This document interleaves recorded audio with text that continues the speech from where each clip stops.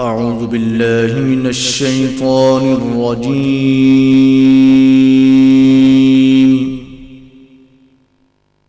بسم الله الرحمن الرحيم.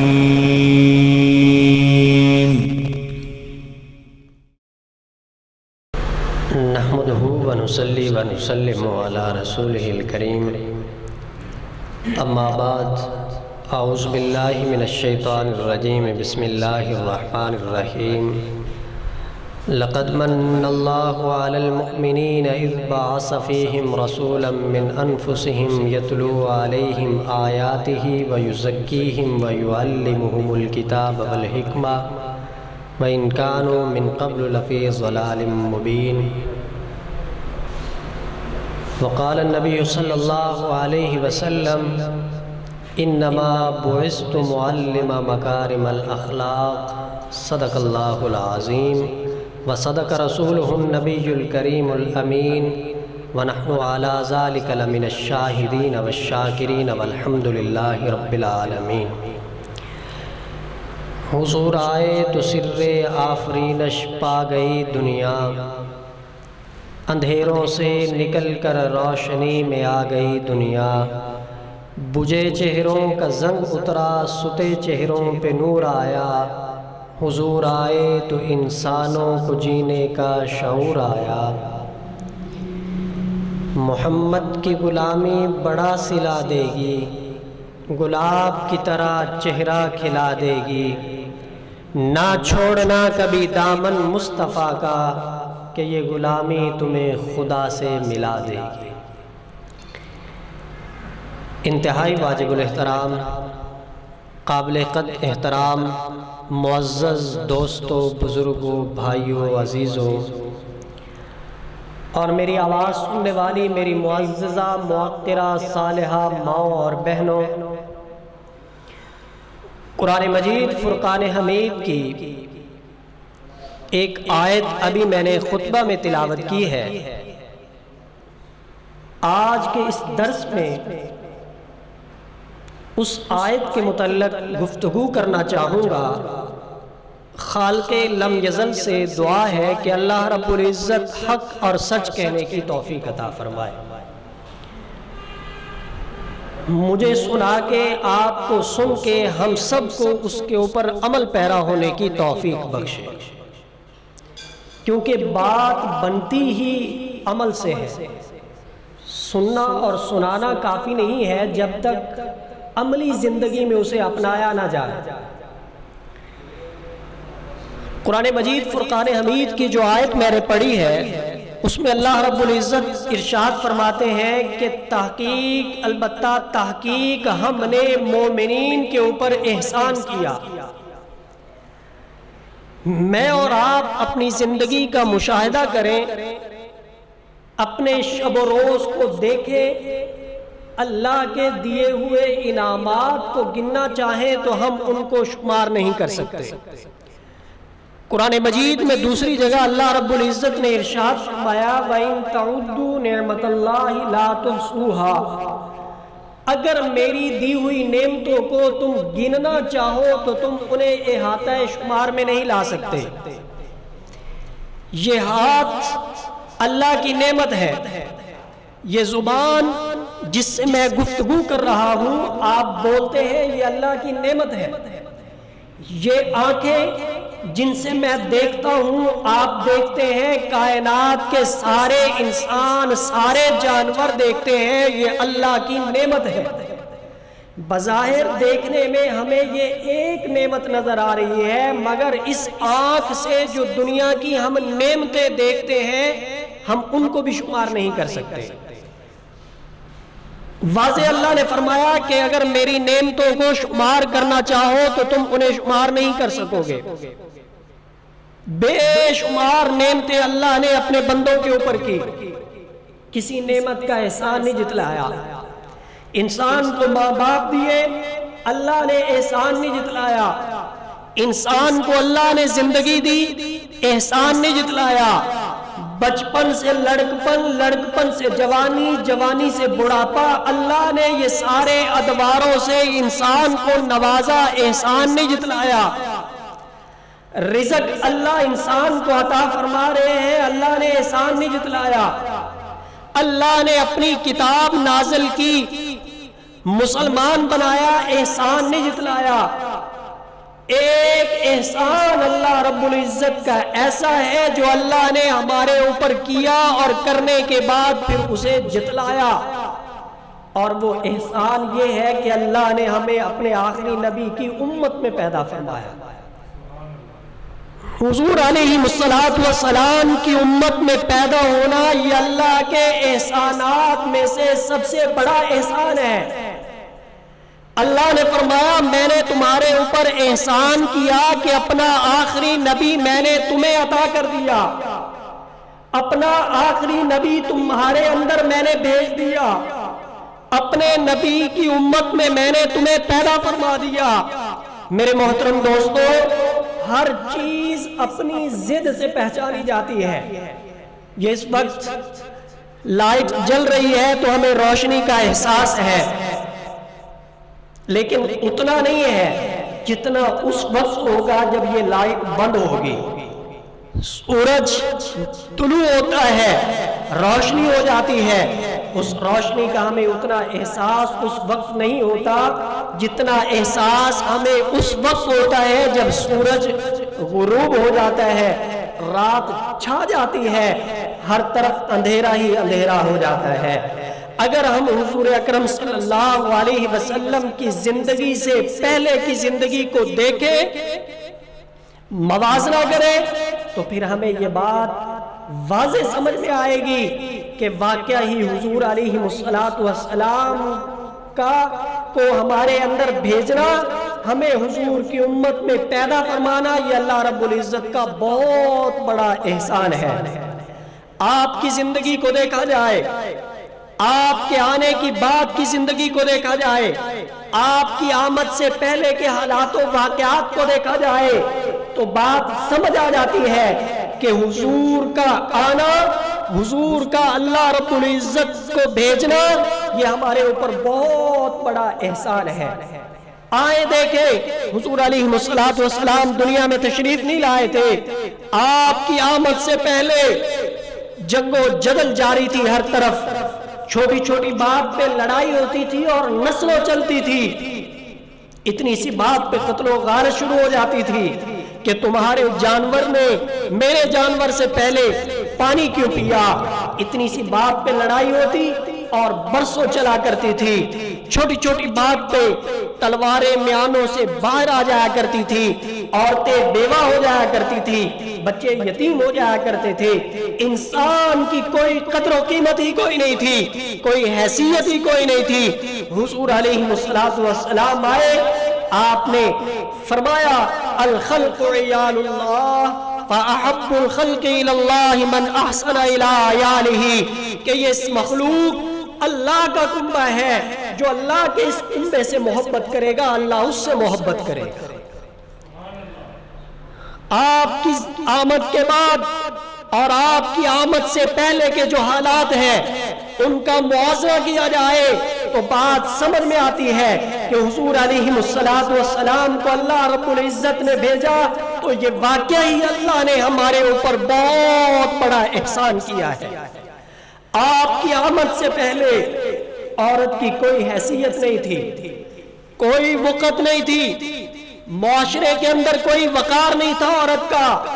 سگی ماں کے ساتھ بیٹے زنا کیا کرتے تھے، عورت کو شو روم کے اندر رکھا جاتا تھا، باقاعدہ بولیاں لگتی تھی، کوئی حیثیت نہیں تھی، ماں کی کوئی حیثیت نہیں تھی۔ باپ فوت ہو جاتا تو یہ بچے جس طرح وراثت تقسیم کرتے ہیں اسی طرح مال کی وراثت کے ساتھ وہ ماں کو بھی تقسیم کیا کرتے تھے، جس کے حصے میں ماں آتی تھی اس کے ساتھ وہ اپنی ماں کے ساتھ زنا کیا کرتا تھا، کوئی حیثیت نہیں تھی ماں کی۔ جب میرے نبی دنیا میں تشریف لائے تو آپ نے ماں کا مقام بتایا یوں کہہ کے کہ ماں کے قدموں کے نیچے اللہ نے جنت رکھی ہے، اور پھر عملاً کر کے دکھایا۔ حضور صحابہ میں موجود ہیں، ایک بوڑھی عورت لاٹھی کے سہارے آ رہی ہے، حضور علیہ السلام نے دیکھا حضور نے اپنی جگہ چھوڑی، آپ آگے بڑھے، اس بڑھیا کی طرف گئے، آگے سے استقبال کیا، ہاتھ پکڑ کے اپنی نشست پہ لے کے آئے، اپنی کمری والی چادر پہ بٹھایا۔ حضور بڑی دیر کے ساتھ، بڑی دیر سے محبت کے ساتھ گفتگو کرتے رہے، شفقت کے ساتھ گفتگو کرتے رہے، دودھ شربت پیش فرمایا، اور جب وہ بڑھیا جانے لگی تو حضور علیہ السلام ہاتھ پکڑ کے دور تک چھوڑنے کے لیے گئے۔ واپس آئے تو صحابہ نے عرض کیا، یا رسول اللہ صلی اللہ علیہ وسلم، یہ بوڑھی عورت، یہ پورا گندہ حال، یہ پریشان سی اور بڑھیا، آپ نے اتنا استقبال کیا، اتنا خیال کیا، یا رسول اللہ کون تھی؟ حضور علیہ السلام نے جواب دیا، یارو یہ میری ماں حلیمہ تھی، اور یہ حضور علیہ السلام کی سگی ماں نہیں ہے، لیکن پھر بھی آپ اتنا احترام کر رہے ہیں اپنی امت کے نوجوانوں کو یہ سمجھانے کے لیے کہ مال کا جو مقام اللہ نے رکھا ہے وہ ساری کائنات کے سارے انسانوں سے انبیاء صحابہ کے بعد اعلیٰ ہے۔ جو درجہ اللہ نے ماں کو دیا ہے وہ نہ کسی ولی کو ملا ہے، نہ کسی غوث کو ملا ہے، نہ کسی کتب کو ملا ہے، نہ کسی ابدال کو ملا ہے۔ ماں کے قدموں میں اللہ نے جنت رکھی ہے، ماں کی خدمت میں اللہ نے جنت رکھی ہے، ماں کے ساتھ محبت کے دو بول بولنے پہ، زیارت کرنے پہ اللہ نے حج عمرے کا ثواب رکھا ہے۔ اگر ہم موازنہ کریں حضور علیہ السلام کی آمد سے پہلے کی زندگی کا اور بعد کی زندگی کا، تو پھر ہمیں سمجھ میں آتا ہے کہ واقعی حضور علیہ السلام کو اللہ رب العزت نے بھیجا تو ہمارے اوپر بہت بڑا احسان کیا۔ بیٹی کی کوئی حیثیت نہیں تھی، آپ کی آمد سے پہلے بیٹیوں کو زندہ درگور کر دیا جاتا تھا۔ حضور علیہ السلام آئے، آپ نے بیٹی کا مقام اور مرتبہ بتایا۔ ایک آدمی آپ کے پاس آتا ہے اور آ کے بیٹھ جاتا ہے، آنکھوں سے آنسو بہا رہا ہے اور یہی کہہ رہا ہے، یا رسول اللہ کیا میرا گناہ معاف ہو سکتا ہے؟ آپ نے فرمایا، ہاں اللہ سے معافی مانگی جائے تو اللہ معاف کر دیتے ہیں۔ یا رسول اللہ میرا گناہ بہت بڑا ہے، معاف ہو جائے گا؟ آپ نے فرمایا جتنا مرضی بڑا گناہ ہو، جب اللہ سے معافی مانگی جاتی ہے تو اللہ معاف کر دیتے ہیں۔ اللہ تو خود کہتے ہیں کہ اے میرے بندے مجھے پکار تو صحیح، تیرے پکارنے میں دیر ہو سکتی ہے، میرے سننے میں دیر نہیں ہو سکتی۔ اے میرے بندے مجھ سے مانگ کے تو دیکھ، تیرے مانگنے میں دیر ہو سکتی ہے، میرے عطا کرنے میں دیر نہیں ہو سکتی۔ اے میرے بندے میری طرف آ کر تو دیکھ، تیرے آنے میں دیر ہو سکتی ہے، میرے متوجہ ہونے میں دیر نہیں ہو سکتی۔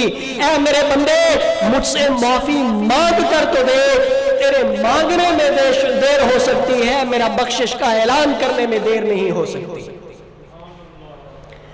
اللہ حضور نے فرمایا جتنا مرضی بڑا ہی گناہ کیوں نہ ہو، اللہ سے معافی مانگی جائے تو اللہ معاف کرتے ہیں۔ یا رسول اللہ میرا گناہ بہت بڑا ہے۔ حضور نے فرمایا آسمانوں سے بڑا، زمینوں سے بڑا، کس سے بڑا ہے؟ یا رسول اللہ زمین و آسمان سے بڑا گناہ ہے، بہت بڑا گناہ ہے۔ اچھا گناہ کیا ہے؟ یا رسول اللہ میری شادی ہوئی، اللہ نے مجھے ایک بیٹی سے نوازا، میری بیٹی بڑی ہوتی گئی، جیسے وہ بڑی ہوتی گئی ویسے مجھے اس سے پیار ہوتا گیا، اس سے الفت ہوتی گئی، یہاں تک کہ وہ بولنے لگ گئی۔ ہمارے اس وقت رواج تھا کہ جس کے ہاں بیٹی پیدا ہوتی تھی اسے زندہ دفن کر دیا جاتا تھا، اسے مار دیا جاتا تھا، زندہ درگور کر دیا جاتا تھا۔ بیٹی کو پالنا بہت بڑا جرم تھا۔ میرے بیٹی پیدا ہوئی، مجھے اس سے محبت ہو گئی، میں نے اسے زندہ درگور نہیں کیا، وہ بولنے لگی، میرا پیار بڑھتا چلا گیا۔ آخر ایک دن ہمارے جو سردار تھے اس کو پتا چلا کہ اس کے گھر بیٹی ہے اور اس نے اسے دفن نہیں کیا۔ اس نے پیغام بھیجا کہ آج رات کو ہی اپنی بیٹی کو دفن کر دو ورنہ ہمارے بندے آئیں گے اور تمہاری اس بیٹی کو لے جائیں گے اور زندہ درگور کر دیں گے۔ کہتا یہ سن کے میں بڑا پریشان ہوا. میں نے اپنی بیوی سے کہا کہ اسے تیار کر دو, اسے نہلاؤ, کپڑے پہناؤ, تیار کرو, میں اسے لے کے جانا چاہتا ہوں.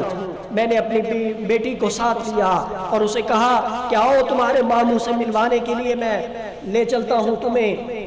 راستے جاتے ہوئے دروازے کے پاس سے ایک کسی اور کندال کو بھی میں نے اٹھا لیا, کیونکہ میرے دل میں چور تھا. میں نے اس بیٹی کو زندہ درگور کرنا تھا, لیکن میری معصوم کلی کو یہ نہیں پتا تھا کہ ماموں کے گھر کا لالچ دے کے میرا ابا میرے ساتھ کیا زیادتی کرنا چاہتا ہے. جاتے جاتے جنگل کی طرف چلا گیا. میری بیٹی مجھ سے کہہ رہی ہے ابا جان میرے ماموں کا گھر ادھر تو نہیں جدھر آپ مجھے لے کے جا رہے ہیں, ابا جان ہم کدھر جا رہے ہیں. میری بیٹی پوچھتی گئی اور میں نے جواب نہیں دیا.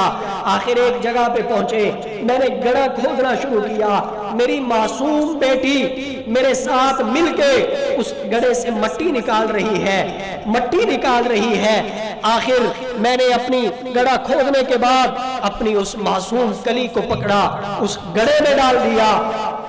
وہ مجھ سے منت سماجت کرنے لگی, میرے سامنے آہوزاری کرنے لگی کہ ابا جان آپ مجھے چھوڑ دیں, میں آپ کے گھر نہیں آؤں گی, میں جنگلوں میں رہ کے گزارا کر لوں گی, میں آپ کی طرف نہیں آؤں گی, آپ کے اوپر بوجھ نہیں بنوں گی, آپ مجھے معاف کر دیں, آپ کو میری ماں کی محبت کا واسطہ, آپ مجھے چھوڑ دیں, میں آپ کے گھر نہیں آؤں گی. میں نے اپنی بیٹی کی ایک بات بھی نہیں سنی.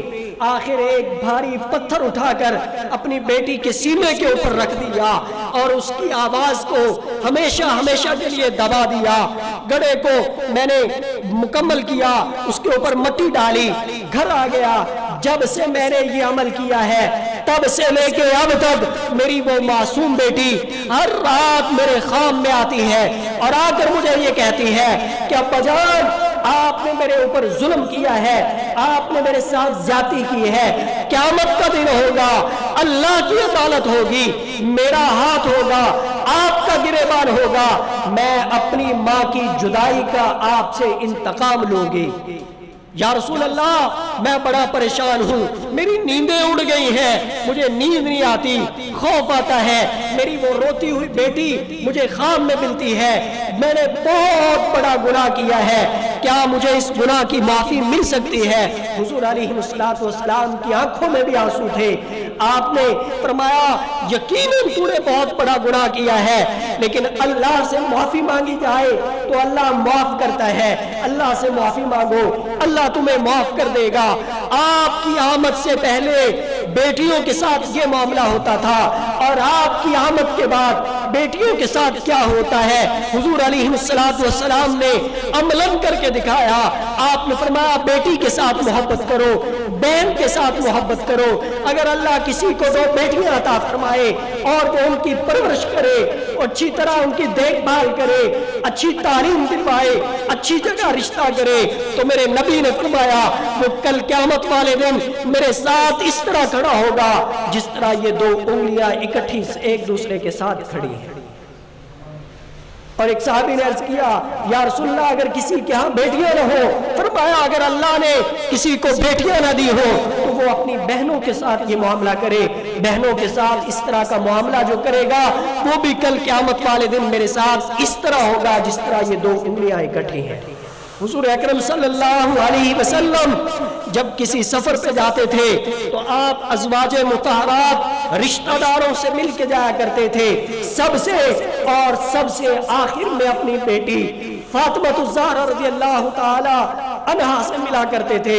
جب آپ سفر سے واپس آتے تھے تو آپ باقی گھروں میں بعد میں جایا کرتے تھے, اپنی بیٹی فاطمہ کے گھر پہلے جایا کرتے تھے.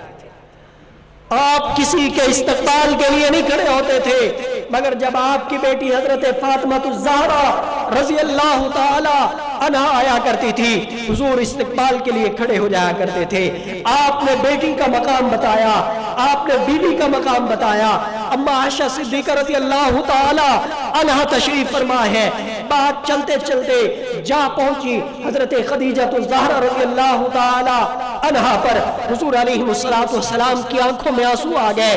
اما عائشہ عرض کرنے لگی یا رسول اللہ صلی اللہ علیہ وسلم میری جوانی، میرا حسن، میرا شباب آپ کے سامنے ہے. میرے ہوتے ہوئے آپ کو وہ 65 سالہ بڑھیا یاد آتی ہے. حضور علیہ السلام نے فرمایا عائشہ میں اسے کیوں نہ یاد کروں. آج میں تیرے گھر سے نکلتا ہوں، صحابہ میرا استقبال کرتے ہیں، تمہارے گھر میں آتا ہوں، صحابہ مجھے تحائف ہدیے تحفے بھیجتے ہیں. میں اس خدیجہ کو کیوں نہ یاد کروں کہ جب میں خدیجہ کے گھر سے نکلتا تھا لوگ میرا استقبال کیا کرتے تھے مگر پھولوں کے ساتھ نہیں، پتھروں کے ساتھ. اور جب میں زخمی ہو کے لہو لہان ہو کے واپس آیا کرتا تھا تو خدیجہ اپنے دوپٹے کے ساتھ میری مرہم پٹی کیا کرتی تھی، میرا خون صاف کیا کرتی تھی. آج میں اس خدیجہ کو کیوں نہ یاد کروں. اور حضور علیہ السلام نے ارشاد فرمایا تم میں سے بہترین شخص وہ ہے جو اپنے گھر والوں کے ساتھ بہترین ہے. ہر چیز کا جو مقام اور مرتبہ ہے وہ اللہ رب العزت کے نبی نے ہمیں بتایا اور کر کے دکھایا. اسی پہ عمل کرنے میں ہماری نجات ہے. حضور کی آنے کے بعد کی زندگی اور آپ کی آمد سے پہلے کی زندگی کا موازنہ کیا جائے تو یہ بات ہمیں سمجھ میں آتی ہے کہ واقعہ ہی حضور کا ہمارے اندر آنا، ہم میں اللہ رب العزت نے حضور علیہ السلام کو بھیجا، یہ اللہ کا بہت بڑا ہمارے اوپر احسان ہے. اللہ تعالیٰ اس احسان کی ہمیں قدر و منزلت کرنے کی توفیق عطا فرمائے. اللہ رب العزت اپنی اور اپنے پیارے نبی جناب محمد الرسول اللہ صلی اللہ علیہ وسلم کی پکی سچی محبت نصیب فرمائے، آپ کی اتباع نصیب فرمائے. آمین. وآخر دعوانا الحمدللہ رب العالمین.